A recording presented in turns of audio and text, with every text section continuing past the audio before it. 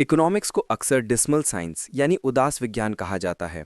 ये टर्म सबसे पहले 1849 में स्कॉटिश हिस्टोरियन टॉमस कार्लाइन ने अपने काम occasional discourse on the Negro question में यूज़ की थी। उन्होंने इसका इस्तेमाल गुलामों को आज़ादी देने के आइडिया को क्रिटिसाइज करने के लिए किया था। इकोनॉमिक प्रिंसिपल्स जैसे डिमांड और सप्लाई के बेस पर उन्होंने कहा था कि अगर गुलामों को आज़ादी दे दी गई तो उनकी हालत और ख़राब हो जाएगी।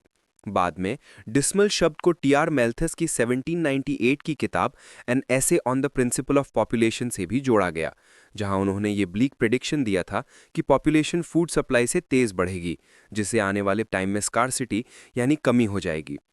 आगे चलकर इकोनॉमिक्स को इसलिए भी क्रिटिसाइज किया गया क्योंकि ये आम लोगों के लिए समझना मुश्किल माना जाता था, और 2008 के यूएस सब प्राइम क्राइसिस के बाद तो कुछ लोगों ने इसे फेल्ड साइंस तक कह दिया क्योंकि ये फाइनेंशियल कोलैप्स को प्रिडिक्ट नहीं कर पाई।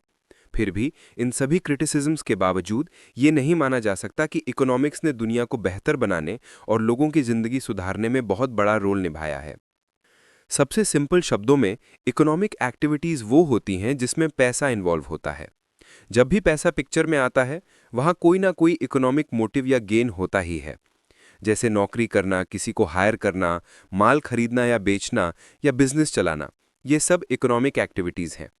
कुछ सिचुएशंस कंफ्यूजिंग भी होती हैं, जैसे मंदिर जाकर पूजा करना इकोनॉमिक एक्टिविटी नहीं है, लेकिन मंदिर के बाहर भिक्षुक को पैसे देना या मंदिर में दान देना इकोनॉमिक एक्टिविटीज़ हैं, क्योंकि यहाँ पैसा एक्सचेंज हो रहा है। इकोनॉमिक्स को समझना हमेशा से लोगों के लिए चैलेंज रहा है, खासकर उनके लिए जिनका फॉर्मल बैकग्राउंड इकोनॉमिक्स में नहीं है। लेकिन जो लोग यूनिवर्सिटीज़ में इकोनॉमिक्स पढ़ते भी हैं, उनके सामने एक अलग प्रॉब्लम होती है। उन्हें थियरी तो आती है, लेकिन उस थियरी को रियल लाइफ में कैसे अप्लाई करें ये नहीं पता होता। ये प्रैक्टिकल एप्लीकेशन की कमी बहुत कॉमन है। आज के टाइम में सिर्फ इकोनॉमिक्स जानना काफ़ी नहीं है, उसे रोज़मर्रा के सिचुएशंस में अप्लाई करना भी ज़रूरी है। इसीलिए एग्जाम्स में आजकल सिर्फ थ्योरेटिकल नॉलेज पर नहीं, बल्कि प्रैक्टिकल एप्लीकेशन पर ज़्यादा फोकस किया जाता है। इकोनॉमिक्स को सिंपल लैंग्वेज में समझाने का एम यही है कि सब लोग इसे अच्छी तरह समझ सके, बिना उसका एसेंस खोए, और इसे रियल इश्यू से कनेक्ट किया जा सके। अगर सिर्फ थियरी लिखनी होती तो इंडियन इकोनॉमी पर किताब लिखना आसान होता, लेकिन यहाँ थियरी और प्रैक्टिकल दोनों को जोड़कर रीडर्स को सब्जेक्ट को असली रूप में समझाया गया है। इकोनॉमिक्स को डिफाइन करना भी कभी आसान नहीं रहा। जैसे बाकी सब्जेक्ट्स में होता है, इकोनॉमिक्स के भी कई डेफिनेशंस हैं जो इस बात पर फोकस करती हैं कि सोसाइटीज़ अपने रिसोर्सेज को कैसे यूज़ करती हैं और उन्हें डिस्ट्रीब्यूट कैसे करती हैं। दो कॉमनली कोटेड डेफिनेशंस इसे अच्छी तरह समझाती हैं। पहली डेफिनेशन कहती है कि इकोनॉमिक्स उन स्टडीज़ का नाम है जिसमें समाज स्कार्स रिसोर्सेज का यूज़ करके वैल्यूएबल गुड्स बनाता है और उन्हें लोगों में डिस्ट्रीब्यूट करता है। दूसरी कहती है कि इकोनॉमिक्स ये स्टडी करती है कि इंडिविजुअल्स, फर्म्स, गवर्नमेंट्स और दूसरी ऑर्गेनाइजेशंस कैसे चॉइसेस लेती हैं और इन चॉइसेस से सोसाइटी के रिसोर्सेज का यूज़ कैसे डिसाइड होता है। एक सिंपल वर्किंग डेफिनेशन ये भी है कि इकोनॉमिक्स ह्यूमन इकोनॉमिक एक्टिविटीज़ की स्टडी है। ह्यूमैनिटीज़ के सारे डिसिप्लिन्स एक दूसरे से जुड़े हुए होते हैं क्योंकि सभी किसी न किसी रूप में ह्यूमन एक्टिविटी को स्टडी करते हैं। इसीलिए इकोनॉमिक्स भी कई फील्ड्स के साथ ओवरलैप करती है। 1930s की ग्रेट डिप्रेशन के बाद इकोनॉमिक्स को दो बड़े ब्रांचेस में बांट दिया गया, माइक्रो इकोनॉमिक्स और मैक्रो इकोनॉमिक्स। जॉन केन्स को मैक्रो इकोनॉमिक्स का फादर माना जाता है, उनकी 1936 की किताब the general theory of employment, interest and money के बाद। इन दोनों को सिंपल तरीके से समझें तो मैक्रो इकोनॉमिक्स फॉरेस्ट यानी पूरी इकोनॉमी को देखता है, जबकि माइक्रो इकोनॉमिक्स ट्रीज यानी छोटी इंडिविजुअल यूनिट्स को देखता है। माइक्रो शब्द ग्रीक भाषा से आया है जिसका मतलब है स्मॉल, और मैक्रो का मतलब है big. Micro economics bottom up approach use करता है। ये इंडिविजुअल डिसीजंस जैसे कंज्यूमर चॉइसेस, इनकम और फर्म्स के बिहेवियर को स्टडी करता है। Macro economics top down approach use करता है। ये इन्फ्लेशन, ग्रोथ, अनएम्प्लॉयमेंट जैसे बड़े फोर्सेस को समझता है। दोनों अलग लगते हैं लेकिन एक्चुअली क्लोजली कनेक्टेड होते हैं। जैसे अगर मैक्रो लेवल पर इन्फ्लेशन बढ़ता है तो रॉ मटेरियल के दाम बढ़ते हैं, जिससे माइक्रो लेवल पर कंज्यूमर्स को ज़्यादा दाम देने पड़ते हैं। माइक्रो इकोनॉमिक्स मेनली उन थ्योरीज से डेवलप हुए जो प्राइस डिटर्मिनेशन को समझाती थी, जबकि macro economics real world observation से निकला जहां पुरानी थ्योरीज फेल हो गई थी। माइक्रो का थियोरेटिकल बेस ज़्यादा यूनिफाइड है, जबकि मैक्रो में अलग अलग स्कूल्स ऑफ थॉट है, जैसे न्यू कीन्सियन और न्यू क्लासिकल।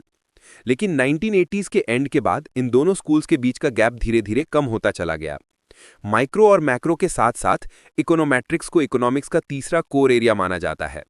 इकोनोमेट्रिक्स में स्टैटिस्टिकल और मैथमेटिकल टूल्स का यूज करके इकोनॉमिक प्रॉब्लम सॉल्व की जाती हैं। आज के मॉडर्न माइक्रो और मैक्रो एनालिसिस इकोनोमेट्रिक्स के बिना पॉसिबल नहीं होते। अगर इकोनॉमिक्स थ्योरी है तो इकोनॉमी उसका एक्शन है। इकोनॉमी एक तरह का स्नैपशॉट होता है जो किसी कंट्री, कंपनी या फैमिली में चल रही सारी इकोनॉमिक एक्टिविटीज को दिखाता है। हालांकि बेसिक इकोनॉमिक प्रिंसिपल्स हर जगह सेम होते हैं, लेकिन हर देश की इकोनॉमी अपनी सोशल और इकोनॉमिक कंडीशंस के हिसाब से अलग होती है। इकोनॉमीज को अक्सर उनके सेक्टर्स के हिसाब से कैटेगराइज किया जाता है जो उनमें डोमिनेट करते हैं। इकोनॉमिक एक्टिविटीज को जनरली 3 मेन सेक्टर्स में बांटा जाता है: प्राइमरी, सेकेंडरी और टर्शरी। और जिस सेक्टर का कंट्रीब्यूशन नेशनल इनकम और एम्प्लॉयमेंट में सबसे ज्यादा होता है, उसके बेसिस पर इकोनॉमीज को क्लासिफाई किया जाता है।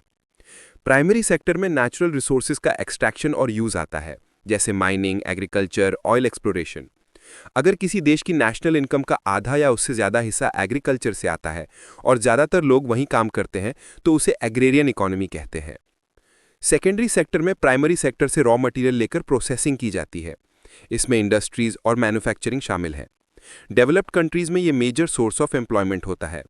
अगर इस सेक्टर का कंट्रीब्यूशन नेशनल इनकम और जॉब्स में आधा या उससे ज्यादा है, तो इकोनॉमी को इंडस्ट्रियल इकोनॉमी कहा जाता है। टर्शरी सेक्टर में सर्विसेज आती हैं, जैसे education, health care, banking, communication. जब सर्विसेज नेशनल इनकम और एम्प्लॉयमेंट का आधा या उससे ज्यादा हिस्सा देती हैं, तो उस इकोनॉमी को सर्विस इकोनॉमी कहा जाता है।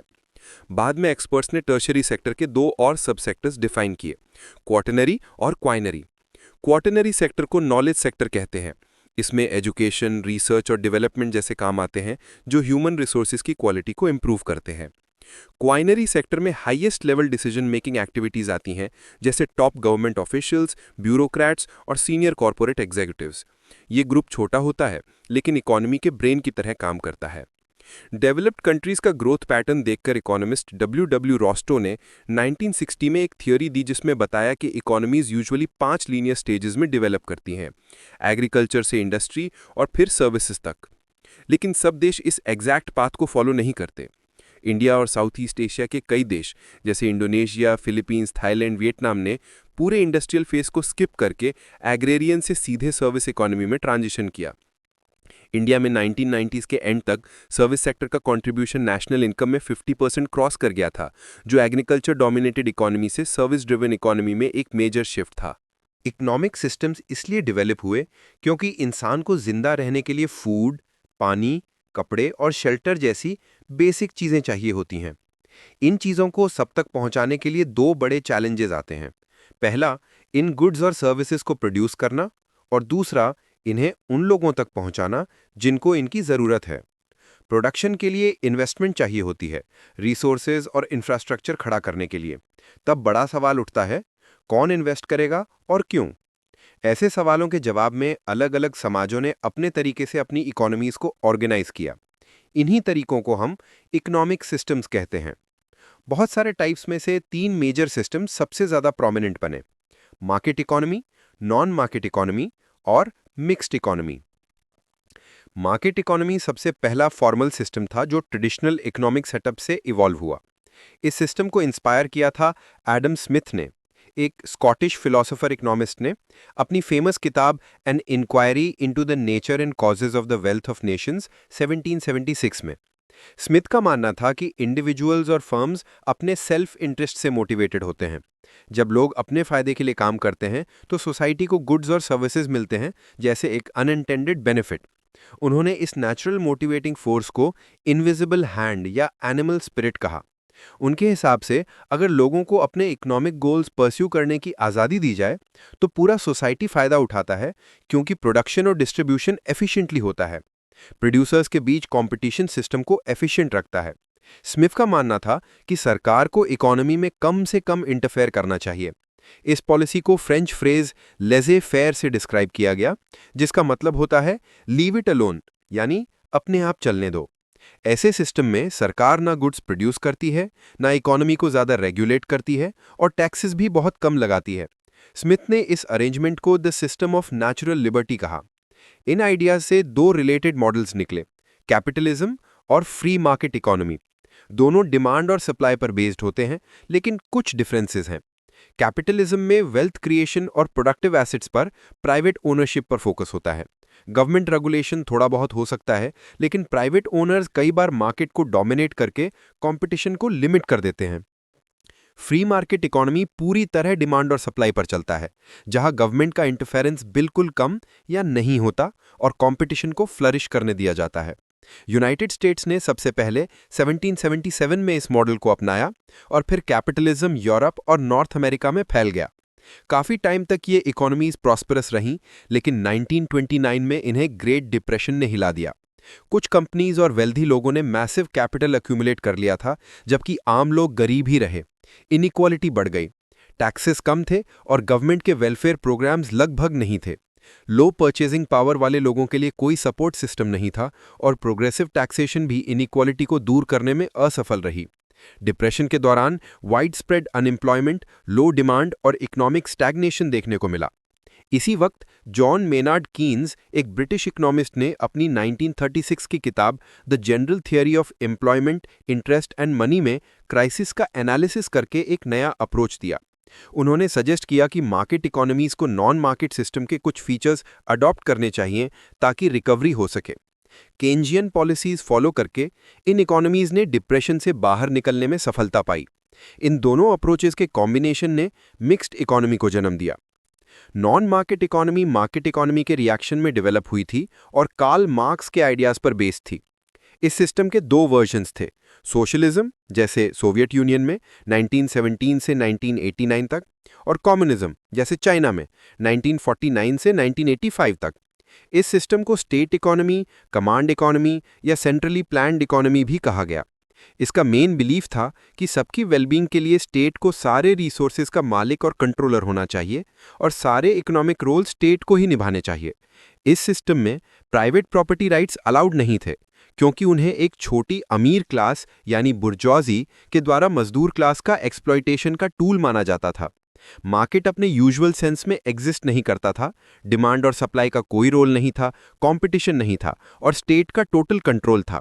लोगों को उनकी एबिलिटीज के हिसाब से स्टेट एंटरप्राइजेज में नौकरी मिलती थी और उनकी नीड्स के हिसाब से स्टेट उन्हें गुड्स और सर्विसेज देती थी। स्टेट ही डिसाइड करती थी कि क्या प्रोड्यूस होगा, कितना प्रोड्यूस होगा और गुड्स लोगों में कैसे बांटे जाएंगे। ये सिस्टम सबसे पहले बोल्शेविक्स ने 1919 में सोवियत यूनियन में इंप्लीमेंट किया और बाद में ईस्टर्न यूरोप और 1949 में चाइना तक फैल गया। इसका एम था पुअर्टी खत्म करना और सबकी जरूरत पूरी करना, और वाकई पुअर्टी बहुत कम थी। लेकिन इस सिस्टम के कुछ बड़े ड्रॉबैक्स भी थे। प्राइवेट ओनरशिप या प्रॉफिट का इंसेंटिव नहीं होने की वजह से कैपिटल क्रिएशन पर ध्यान नहीं दिया गया, जिससे बाद में इन्वेस्टेबल रिसोर्सेज की कमी आ गई। स्टेट के रिसोर्स एलोकेशन डिसीजंस कई बार इनएफिशिएंट या वेस्टफुल हो जाते थे मार्केट के मुकाबले। प्रॉपर्टी राइट्स और प्रॉफिट इंसेंटिव्स की कमी से लोगों में मेहनत या इनोवेशन का मोटिवेशन नहीं था, जिससे रिसर्च और डेवलपमेंट रुक गया। पॉलिटिकल सिस्टम भी अनडेमोक्रेटिक था, पर्सनल फ्रीडम्स नहीं थी। आयरॉनिकली, कैपिटलिस्ट से एक्सप्लॉयटेशन बचने के चक्कर में स्टेट ही एकमात्र एक्सप्लॉयटर बन गई। इसीलिए क्रिटिक्स ने इसे स्टेट कैपिटलिज्म तक कहा। 1970s तक ये इकोनॉमीज अंदर से गिरने लगी। पोलिश फिलोसोफर ओस्कार लैंज ने पहले ही सजेस्ट किया था कि इन्हें कुछ मार्केट मैकेनिज्म्स अडॉप्ट करने चाहिए, जिसे उन्होंने मार्केट सोशलिज्म कहा, लेकिन उनकी बात इग्नोर कर दी गई। आखिरकार मिड 1980s में बदलाव आया। सोवियत यूनियन ने पेरेस्ट्रॉइका यानी रीस्ट्रक्चरिंग और ग्लासनॉस्ट की पॉलिसीज लाकर मिक्स्ड इकोनॉमी की तरफ कदम बढ़ाया। ईस्टर्न यूरोपियन सोशलिस्ट देश और सीआईएस भी इस रास्ते पर चले।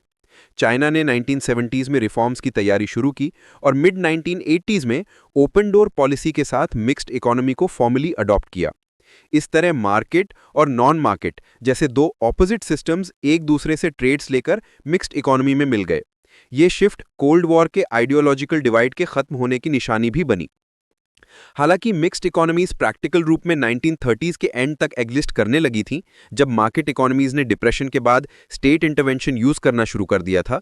लेकिन ऑफिशियली सबसे पहले फ्रांस ने 1944 और 45 में नेशनल प्लानिंग अडॉप्ट करके इस मॉडल को डिक्लेयर किया। मिक्स्ड मॉडल को और एक्सेप्टेंस तब मिला जब वर्ल्ड बैंक ने अलग अलग इकोनॉमीज को स्टडी करके कंक्लूड किया कि ना मार्केट सिस्टम परफेक्ट है ना नॉन मार्केट। बैंक ने माना कि मार्केट इकोनॉमीज में स्टेट इंटरवेंशन जरूरी है, लेकिन इसका टाइम और फॉर्म हर देश के सोशियो इकोनॉमिक कॉन्टेक्स्ट पर डिपेंड करता है। मिक्स्ड इकोनॉमीज में स्टेट और प्राइवेट सेक्टर दोनों के इकोनॉमिक रोल्स होते हैं।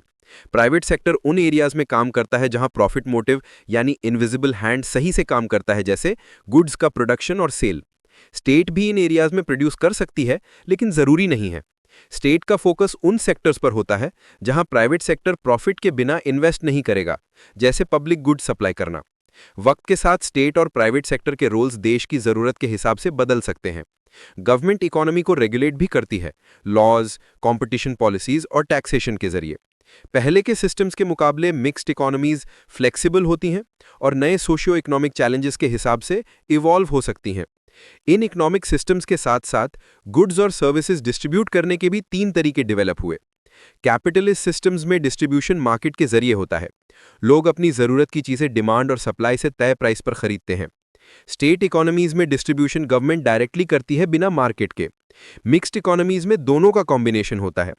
कुछ गुड्स सर्विसेज मार्केट से लिए जाते हैं और कुछ गवर्नमेंट फ्री या सब्सिडाइज रेट पर प्रोवाइड करती है। इकोनॉमिक सिस्टम्स का यह एवोल्यूशन दिखाता है कि कोई भी सिंगल मॉडल परफेक्ट नहीं है। वक्त के साथ सिस्टम्स ने एक दूसरे से सीखकर फ्लेक्सिबल मिक्स्ड इकोनॉमीज डेवलप की हैं, जो चेंजिंग टाइम्स और नीड्स के हिसाब से एडजस्ट होती रहती हैं। वॉशिंगटन कंसेंसस टर्म उन इकोनॉमिक रिफॉर्म पॉलिसीज को रेफर करता है जो वॉशिंगटन डीसी के 3 बड़े institutions International Monetary Fund (IMF), World Bank और US Department of the Treasury ने डेवलपिंग कंट्रीज के लिए सजेस्ट की थीं, जो सीरियस इकोनॉमिक क्राइसिस फेस कर रही थीं। टर्म को सबसे पहले यूएस इकोनॉमिस्ट जॉन विलियमसन ने कॉइन किया था। उन्होंने इसे कंसेंसस इसलिए कहा क्योंकि उनके नज़र में ये पॉलिसीज तब वाइडली एक्सेप्टेड थी as sensible steps for economic stability. इस पॉलिसी पैकेज में 10 की रिकमेंडेशंस थे। फिस्कल डिसिप्लिन मेंटेन करना, पब्लिक स्पेंडिंग को उन एरियाज में रीडायरेक्ट करना जहां हाई इकोनॉमिक और सोशल रिटर्न्स हो, जैसे health, education, infrastructure. Taxes reform करना, हाई मार्जिनल रेट्स कम करना और टैक्स बेस ब्रॉडन करना। इंटरेस्ट रेट्स लिबरलाइज करना, कंपेटिटिव एक्सचेंज रेट इंश्योर करना, ट्रेड लिबरलाइज करना, फॉरेन डायरेक्ट इन्वेस्टमेंट ओपन करना, स्टेट ओन्ड एंटरप्राइजेस को प्राइवेटाइज करना, मार्केट्स डीरेगुलेट करना, बैरियर्स टू एंट्री और एग्जिट रिमूव करना, सिक्योर प्रॉपर्टी राइट्स इंश्योर करना। जबकि विलियमसन इन्हें कॉमन सेंस इकोनॉमिक रिफॉर्म्स के रूप में देखते थे, कई क्रिटिक्स ने इसे अलग नजरिए से देखा। उनका कहना था कि वॉशिंगटन कंसेंसस एक रिजिड नियोलिबरल इकोनॉमिक रूल्स का सेट था जो वल्नरेबल डेवलपिंग नेशंस पर पावरफुल इंटरनेशनल इंस्टीट्यूशंस और यूएस गवर्नमेंट के द्वारा इम्पोज किया गया था। कुछ लोग इसे हॉस्टाइल नजरिए से भी देखते थे, इसे फोर्स्ड इकोनॉमिक लिबरलाइजेशन का सिंबल मानते थे जो कई कंट्रीज में क्राइसिस और हार्डशिप ले आया। जॉर्ज सोरोस ने 1998 में इसे मार्केट फंडामेंटलिज्म कहा और लैटिन अमेरिका में ये टर्म ऑलमोस्ट नियोलिबरलिज्म और ग्लोबलाइजेशन का सिनोनिम बन गया। प्रैक्टिस में इन प्रिस्क्रिप्शंस को फॉलो करने का मतलब अक्सर होता था कि स्टेट का रोल इकोनॉमी में कम करना और मार्केट फोर्सेस को डोमिनेट करने देना, खासकर उन कंट्रीज में जो IMF से बैलेंस ऑफ पेमेंट्स क्राइसिस के टाइम बोरो कर रही थीं। इंडिया ने भी 1991 में IMF कंडीशंस के अंडर अपना इकोनॉमिक रिफॉर्म प्रोसेस स्टार्ट किया, जिससे कंट्री में लिबरलाइजेशन, प्राइवेटाइजेशन और ग्लोबलाइजेशन का राइज हुआ। वॉशिंगटन कंसेंसस का ओरिजिनल इंटेंशन ये था कि लैटिन अमेरिका के रियल इकोनॉमिक प्रॉब्लम्स सॉल्व किए जाएं ड्यूरिंग 1980s और अर्ली 1990s। लेकिन बाद में ये सेम पॉलिसीज कई और कंट्रीज में अप्लाई की गईं, अक्सर लोकल कंडीशंस को कंसिडर किए बना, और कुछ ओरिजिनल सपोर्टर्स भी क्रिटिसाइज करने लगे कि ये पॉलिसीज कैसे इंप्लीमेंट हुई। जॉन विलियमसन ने खुद बाद में कहा कि टर्म वॉशिंगटन कंसेंसस अनफॉर्चुनेट था क्योंकि लोगों ने इसे अमेरिकन इम्पोजिशन समझा, जबकि उनका नजरिया यह था कि ये एक universal set of economic priorities हैं। फिर भी ये पॉलिसीज हेविली रिलाई करती थी एडम स्मिथ के क्लासिकल फ्री मार्केट आइडिया पर, जैसे नियो लिबरलिज्म का नया रूप मिला। 2008 के यूएस सबप्राइम मॉर्गेज क्राइसिस और उसके रिजल्टिंग ग्लोबल रिसेशन के बाद वॉशिंगटन कंसेंसस में कॉन्फिडेंस डिक्लाइन हो गया। कई एक्सपर्ट्स ने क्राइसिस को पार्टली ब्लेम किया excessive faith in free markets पर जो ये पॉलिसीज प्रमोट करती थीं। दुनिया भर में फीलिंग बढ़ रही थी कि इकोनॉमी में स्टेट का रोल स्ट्रॉन्गर होना चाहिए। वॉशिंगटन कंसेंसस के ऑल्टरनेटिव के रूप में एक और मॉडल ने अटेंशन गेन किया, बीजिंग कॉन्सेंसस, जिसे चाइनीज मॉडल ऑफ डेवलपमेंट भी कहते हैं। ये आइडिया 2004 में जोशुआ कूपर रामो ने इंट्रोड्यूस किया, लेकिन मॉडल खुद रेफर करता है इकोनॉमिक स्ट्रैटेजीज को जो चाइना ने 1976 के बाद डेंग जाओपिंग के अंडर फॉलो किया, माओ जेडोंग की डेथ के बाद। बीजिंग कॉन्सेंसस को अक्सर एंटी वॉशिंगटन कंसेंसस मॉडल के रूप में डेवलपिंग कंट्रीज के लिए प्रेजेंट किया गया। वॉशिंगटन कंसेंसस की rigid neo liberal economic prescriptions के कॉन्ट्रास्ट में चाइनीज अप्रोच 3 मेन प्रिंसिपल्स पर बेस थी। पहला, constant experimentation and innovation, strict adherence to fix policies नहीं। दूसरा, peaceful and inclusive growth, gradual reforms के थ्रू, सडन शॉक्स के बजाय। और तीसरा, सेल्फ डिटर्मिनेशन, फॉरेन आइडियाज को सिलेक्टिवली अडॉप्ट करना ताकि चाइना के नेशनल इंटरेस्ट सूट करें। बीजिंग कंसेंसस ने ग्लोबल अटेंशन तब गेन किया जब 2008 रिसेशन के टाइम चाइना की इकोनॉमी रिलेटिवली स्टेबल रही जबकि वेस्टर्न इकोनॉमी स्ट्रगल कर रही थी। कुछ एक्सपर्ट्स ने चाइनीज मॉडल को लिबरल मार्केट अप्रोच का ऑल्टरनेटिव के रूप में पोर्ट्रे करना शुरू किया, लेकिन हर किसी का यह मानना नहीं था कि दूसरे कंट्रीज चाइना का पाथ इजीली रेप्लिकेट कर सकते हैं, क्योंकि यूनिक पॉलिटिकल और इकोनॉमिक कंडीशंस ने ही चाइना की राइज पॉसिबल बनाई। कुछ लोग प्रीमेच्योरली डिक्लेयर करते थे the death of the market and the rise of state led growth China के सक्सेस के चक्कर में, लेकिन कुछ ने पॉइंट आउट किया कि चाइना की बेस्ट इकोनॉमिक परफॉर्मेंस एक्चुअली तब हुई जब मार्केट फोर्सेस का मेजर रोल था। 2010 तक डेवलपिंग कंट्रीज में इस मॉडल में इंटरेस्ट हाई था, लेकिन बाद में जैसे चाइना की ग्रोथ स्लो हुई, एक्सपर्ट्स कॉशन करते रहे कि ब्लाइंडली फॉलो ना करें। कुछ एनालिस्ट्स आर्ग्यू करते थे कि यूएस और यूके में इंक्रीजिंग प्रोटेक्शनिज्म चाइनीज मॉडल के इन्फ्लुएंस का रिएक्शन था। तीसरा approach World Bank president James D Wolfensohn ने सैंटियागो में इंट्रोड्यूस किया। ये मॉडल इंक्लूजन पर फोकस करता है, सिर्फ इकोनॉमिक इंक्लूजन नहीं बल्कि सोशल इंक्लूजन भी। ये एक सोशियो इकोनॉमिक डेवलपमेंट मॉडल था जो लोकल सर्कमस्टांसिस के हिसाब से अडेप्ट होता है। इसका कुछ सिमिलैरिटी बीजिंग कॉन्सेंसस से था, क्योंकि ये ग्रोथ के सोशल डिमेंशंस को एम्फेसाइज करता है। फाइनेंशियल रिसोर्सेज के साथ वर्ल्ड बैंक ने इंफॉर्मेशन टेक्नोलॉजीज, ओपननेस और ग्लोबल पार्टनरशिप्स का यूज करके बेस्ट डेवलपमेंट प्रैक्टिसेस शेयर करने को इनकरेज किया। बैंक ने अपने आप को एक नॉलेज बैंक में ट्रांसफॉर्म करना स्टार्ट किया। इस अप्रोच से इंस्पायर्ड कई गवर्नमेंट्स इंक्लूडिंग इंडिया ने इंक्लूसिव ग्रोथ पर ज्यादा फोकस किया। इंडिया में ये रिफ्लेक्ट हुआ थर्ड जनरेशन इकोनॉमिक रिफॉर्म्स में 2002 के लॉन्च के साथ, जिसका एम था लिबरलाइजेशन के बेनिफिट्स को ज्यादा इंक्लूसिव बनाना। बड़े पिक्चर को देखा जाए तो capitalism as an economic system अपनी वीकनेसेस पहले ही दिखाता था ड्यूरिंग ग्रेट डिप्रेशन 1929, जिसके बाद डेलिबरेटली मिक्स्ड इकोनॉमी मॉडल में मॉडिफाई किया गया। फिर भी दुनिया ने 2 और मेजर वेव्स ऑफ कैपिटलिज्म देखे, पहला 1985 के बाद अंडर वॉशिंगटन कंसेंसस और दूसरा 1995 के बाद जब ग्लोबलाइजेशन ऑफिशियली डब्ल्यूटीओ के थ्रू एक्सेप्ट हुआ। ग्लोबल फाइनेंशियल क्राइसिस 2007-8 को एक्सट्रीम नियो लिबरल टेंडेंसीज और अनरेगुलेटेड कैपिटलिज्म का रिजल्ट माना गया डेवलप्ड कंट्रीज में। यह दूसरी बार था जब दुनिया ने अनरिस्ट्रेन्ड कैपिटलिज्म के डैमेजिंग इफेक्ट्स देखे।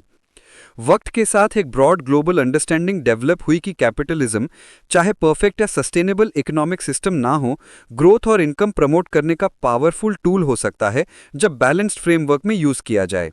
आज most of the countries mixed economy model follow करती हैं, जहां capitalist pro business policies economic growth drive करती हैं और स्टेट लेड पॉलिसीज वेलफेयर और इंक्लूजन इंश्योर करती हैं। इंडिया भी ये अप्रोच फॉलो करता है। जब 2015-16 का यूनियन बजट क्रिटिसाइज हुआ for being too pro rich और प्रो कॉर्पोरेट, तो फाइनेंस मिनिस्टर ने क्लैरिफाई किया कि गोल ये है कि बिजनेसेस और पुअर दोनों को सपोर्ट किया जाए। इन एसेंस कैपिटलिज्म अब कंप्लीट इकोनॉमिक सिस्टम के रूप में नहीं बल्कि ग्रोथ प्रमोटिंग इंस्ट्रूमेंट के रूप में देखा जाता है ब्रॉडर मिक्स्ड इकोनॉमीज के कॉन्टेक्स्ट में। मेजरिंग अ कंट्रीज प्रोग्रेस हमेशा से ही इकोनॉमिस्ट्स के लिए एक ट्रिकी टास्क रहा है। जीडीपी यानी ग्रॉस डोमेस्टिक प्रोडक्ट के कॉन्सेप्ट के पॉपुलर होने से पहले इनकम और प्रोग्रेस मेजर करने के लिए कई अलग अलग तरीके ट्राई किए गए। मॉडर्न मेथड को अमेरिकन इकोनॉमिस्ट साइमन कुजनेट्स ने 1934 में डेवलप किया। उन्होंने सिस्टमैटिकली एक तरीका इंट्रोड्यूस किया जिससे एक नेशन की इनकम कैलकुलेट की जा सके, दोनों डोमेस्टिक और नेशनल लेवल पर और ग्रॉस के साथ साथ नेट फंड्स में भी। ये मेथड 4 मेन कॉन्सेप्ट्स के अराउंड रिवॉल्व करता है: जीडीपी, एनडीपी, जीएनपी और एनएनपी। ये सब मिलके हमें एक कंट्री के ओवरऑल इकोनॉमिक परफॉर्मेंस को समझने में हेल्प करते हैं। ग्रॉस डोमेस्टिक प्रोडक्ट यानी जीडीपी एक कंट्री के बॉर्डर्स के अंदर एक साल में प्रोड्यूस होने वाले सारे फाइनल गुड्स और सर्विसेज का टोटल वैल्यू है। इंडिया में ये साल 1 अप्रैल से 31 मार्च तक होता है। जीडीपी कैलकुलेट किया जा सकता है national private consumption, gross investment, government spending और trade balance exports minus imports को ऐड करके। इंपोर्ट्स सब्ट्रैक्ट करना इसलिए ज़रूरी है ताकि हम सिर्फ कंट्री के अंदर प्रोड्यूस होने वाले गुड्स और सर्विसेज को ही काउंट करें, और एक्सपोर्ट्स ऐड करना इसलिए ज़रूरी है ताकि हम वो वैल्यू भी इंक्लूड करें जो हमने अब्रॉड सेल किया। ग्रॉस का मतलब है टोटल, डोमेस्टिक का मतलब है अपने कंट्री के अंदर अपने कैपिटल का यूज़ करके प्रोडक्शन, प्रोडक्ट का मतलब है गुड्स और सर्विसेज, और फाइनल का मतलब है वो प्रोडक्ट्स जो कंजम्पशन के लिए रेडी हैं, जिसमें और कोई वैल्यू एडिशन पॉसिबल नहीं है। जीडीपी मेनली यूज होता है एक इकोनॉमी के साइज और स्ट्रेंथ को मेजर करने के लिए। जीडीपी का परसेंटेज चेंज एक साल से दूसरे साल में ग्रोथ रेट शो करता है। जैसे अगर जीडीपी पिछले साल के 100 फिगर से 7 रुपीस बढ़कर 107 हो गया तो ग्रोथ रेट 7% होगा। जीडीपी एक क्वांटिटेटिव मेजर है। ये प्रोडक्शन का साइज दिखाता है लेकिन क्वालिटी नहीं। ये सबसे वाइडली यूज नंबर है अलग अलग इकोनॉमीज को कंपेयर करने के लिए। आईएमएफ कंट्रीज को रैंक करता है जीडीपी के बेसिस पर परचेजिंग पावर पैरिटी यानी पीपीपी के अकॉर्डिंग। इंडिया का जीडीपी करंटली वर्ल्ड का 3rd लार्जेस्ट है पीपीपी के हिसाब से, चाइना और यूएसए के बाद, और करंट एक्सचेंज रेट के हिसाब से 5th लार्जेस्ट है। एनडीपी यानी नेट डोमेस्टिक प्रोडक्ट जीडीपी से डिप्रिसिएशन सब्ट्रैक्ट करके निकलता है। डेप्रिसिएशन का मतलब है एसेट्स जैसे बिल्डिंग्स, मशीन्स और इक्विपमेंट का टाइम के साथ वेयर एंड टेयर होना। हर asset except human beings depreciate होता है, इसलिए एनडीपी हमेशा जीडीपी से लोअर होता है। गवर्नमेंट्स अलग अलग एसेट्स के लिए डेप्रिसिएशन रेट्स डिसाइड और अनाउंस करती हैं। इंडिया में एक हाउस का डिप्रिसिएशन 1% पर ईयर है, जबकि एक इलेक्ट्रिक फैन का 10% पर ईयर। ये rates ministry of commerce and industry set करती है। डेप्रिसिएशन का एक और सेंस एक्सटर्नल सेक्टर में है। जब एक कंट्री का करेंसी फॉरेन करेंसीज के अगेंस्ट मार्केट में गिरता है, इसे करेंसी डेप्रिसिएशन कहते हैं।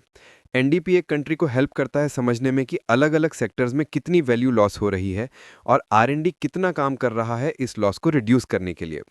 लेकिन एनडीपी इंटरनेशनली इकोनॉमीज कंपेयर करने के लिए यूज़ नहीं होता, क्योंकि हर कंट्री अपने डेप्रिसिएशन रेट सेट करती है और ये पॉलिसी डिसीजन से इन्फ्लुएंस हो सकते हैं। जैसे 2000 में इंडिया ने हैवी व्हीकल्स के डेप्रिसिएशन रेट को 20% से 40% डबल कर दिया सेल्स बूस्ट करने के लिए, जो एक्चुअल वेयर एंड टेयर पर बेस्ड नहीं था। जीएनपी एक स्टेप और आगे जाता है। ये कैलकुलेट होता है GDP plus income from abroad. इसमें 3 चीज़ें इंक्लूड होती हैं: private remittances, interest on external loans और एक्सटर्नल ग्रांट्स। प्राइवेट रेमिटेंसेस वो पैसा है जो इंडियंस अब्रॉड काम करके इंडिया भेजते हैं, माइनस वो पैसा जो फॉरेन वर्कर्स इंडिया में काम करके अपने कंट्रीज भेजते हैं। इंडिया हमेशा रेमिटेंसेस से काफ़ी गेन करता रहा है, पहले गल्फ रीजन से और रीसेंट डेकेड्स में यूएसए और यूरोप से। दूसरा पार्ट है interest on external loans. India usually net borrower रहा है, इसीलिए इंटरेस्ट पेमेंट्स का आउटफ्लो इनफ्लो से ज़्यादा है। तीसरा पार्ट है एक्सटर्नल ग्रांट्स, जो है net inflows and outflows of grants India और दूसरे कंट्रीज या ऑर्गेनाइजेशंस के बीच। आजकल इंडिया एक्चुअली ज़्यादा ग्रांट्स देता है रिसीव करने के बजाय, अपने इंटरनेशनल डेवलपमेंट रोल के पार्ट के रूप में। जब ये 3 चीज़ें ऐड की जाती हैं, बैलेंस पॉजिटिव या नेगेटिव हो सकता है। इंडिया के लिए ये यूजुअली नेगेटिव होता है ट्रेड डेफिसिट्स और लोन इंटरेस्ट पेमेंट्स की वजह से, इसलिए इंडिया का जीएनपी यूजुअली जीडीपी से लोअर होता है। फॉर्मूला है GDP plus income from abroad, लेकिन इंडिया के केस में इनकम नेगेटिव है, इसलिए GDP minus income from abroad हो जाता है। जीएनपी एक कंप्लीट पिक्चर देता है इकोनॉमी का, क्योंकि ये डोमेस्टिक प्रोडक्शन के साथ इंटरनेशनल इकोनॉमिक इंटरैक्शंस भी कवर करता है। ये दिखाता है कि दुनिया कितनी डिपेंडेंट है एक कंट्री के प्रोडक्ट्स पर, कितने स्किल्ड हैं लोग ग्लोबली रेमिटेंसेस के थ्रू, और फाइनेंशियल पोजीशन क्या है इंटरनेशनली। एनएनपी यानी net national product GNP minus depreciation है। इसे ऐसे भी लिखा जा सकता है GDP plus income from abroad minus depreciation. NNP को ऑफन नेशनल इनकम यानी एनआई भी कहा जाता है। ये कंसिडर्ड है एक नेशन के इनकम का प्योरेस्ट मेजर। जब एनएनपी को टोटल पॉपुलेशन से डिवाइड करते हैं, हमें पर कैपिटा इनकम मिलता है, जो average income per person per year show करता है। डेप्रिसिएशन रेट यहाँ भी मैटर करता है। Higher depreciation rates per capita income को रिड्यूस कर देते हैं, चाहे बाकी फैक्टर्स सेम रहें। इसलिए डिफरेंट कंट्रीज की depreciation policies international income comparisons को अफेक्ट कर सकती हैं आईएमएफ और वर्ल्ड बैंक जैसे इंस्टीट्यूशंस के थ्रू। नेशनल इनकम कैलकुलेट करते वक्त 2 इंपॉर्टेंट डिसीजंस लेने होते हैं: फैक्टर कॉस्ट या मार्केट कॉस्ट, और कांस्टेंट या करंट प्राइसेस का यूज। फैक्टर कॉस्ट वो कॉस्ट जो प्रोड्यूसर्स ने प्रोडक्शन के दौरान इनकर की, जैसे raw materials, wages, rent, interest on loans और पावर। मार्केट कॉस्ट है factor cost plus indirect taxes, मतलब गुड्स का मार्केट में पहुंचने का कॉस्ट। पहले इंडिया नेशनल इनकम कैलकुलेट करता था फैक्टर कॉस्ट पर, दो मार्केट कॉस्ट का डेटा भी पब्लिश होता था।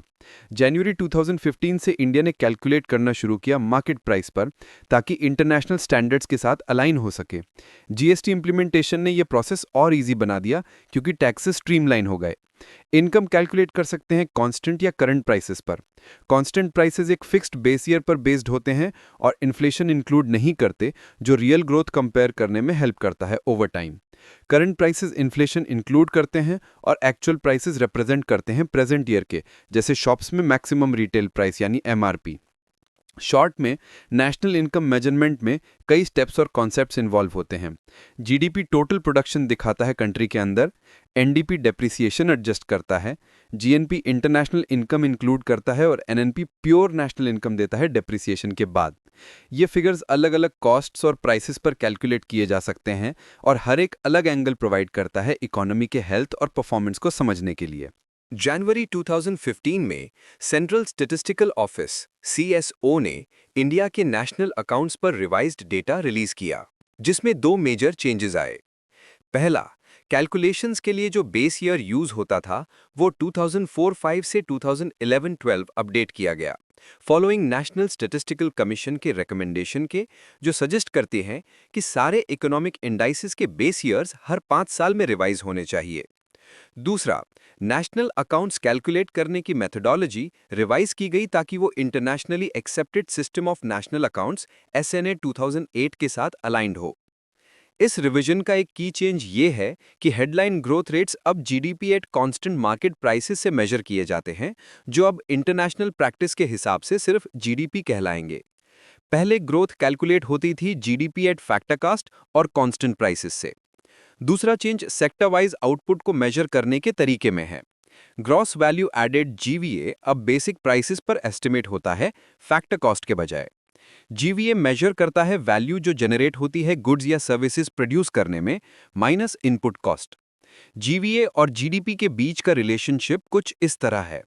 GVA at basic prices calculate होता है by adding compensation of employees, operating surplus, mixed income और कंजम्पशन ऑफ फिक्स्ड कैपिटल जो डिप्रीसिएशन है, साथ ही प्रोडक्शन टैक्सेस ऐड करके और प्रोडक्शन सब्सिडीज माइनस करके। GVA at factor cost derive होता है बाय सब्ट्रैक्टिंग प्रोडक्शन टैक्सेस और adding production subsidies to basic price GVA। GDP फिर कैलकुलेट होता है बाय एडिंग प्रोडक्ट टैक्सेस और subtracting product subsidies from GVA at basic prices. Compensation of employees में wages और salaries include होते हैं। Operating surplus मतलब profits earned. Mixed income small businesses और सेल्फ एम्प्लॉयमेंट से आता है और consumption of fixed capital assets के डिप्रीसिएशन को अकाउंट करता है। प्रोडक्शन टैक्सेस वो टैक्सेस हैं जो प्रोडक्शन पर लगते हैं, जैसे लैंड रेवेन्यू या रजिस्ट्रेशन फीस, जबकि प्रोडक्शन सब्सिडीज सपोर्ट है जो फार्मर्स, स्मॉल इंडस्ट्रीज या कॉरपोरेशंस को दिया जाता है। प्रोडक्ट टैक्सेस और सब्सिडीज इंडिविजुअल गुड्स से रिलेट करते हैं, जैसे excise duty, sales tax, service tax या फूड, पेट्रोलियम और फर्टिलाइजर्स पर सब्सिडीज। इकोनॉमिक ग्रोथ मेजर होता है दो तरीकों से, सप्लाई साइड और डिमांड साइड। सप्लाई साइड पर सारे सेक्टर्स, एग्रीकल्चर, इंडस्ट्री और सर्विसेज के वैल्यू एडेड को सम करके GVA अराइव किया जाता है, जो रिफ्लेक्ट करता है इनकम जो जनरेट हुई सारे इकोनॉमिक एक्टर्स के द्वारा across the country. Demand side पर GDP कैलकुलेट होता है by adding all expenditures in the economy, including private consumption by individuals और households, government spending, business investments और नेट एक्सपोर्ट्स यानी एक्सपोर्ट्स माइनस इंपोर्ट्स। इसमें include है सारे टैक्सेस कलेक्टेड और गवर्नमेंट के द्वारा प्रोवाइड किए गए सब्सिडीज। जबकि GDP वाइडली यूज होता है इकोनॉमीज के साइज और परफॉर्मेंस कंपेयर करने के लिए, GVA ज्यादा यूजफुल है डिफरेंट सेक्टर्स के ग्रोथ कंपेयर करने के लिए, स्पेशली क्वार्टरली डेटा के लिए, क्योंकि ये सेक्टोरल परफॉर्मेंस को डायरेक्टली रिफ्लेक्ट करता है। रिवीजन ने कॉर्पोरेट सेक्टर की कवरेज इंप्रूव की, including manufacturing or services, by incorporating annual accounts filed with the Ministry of Corporate Affairs through MCA 21 e-governance initiative.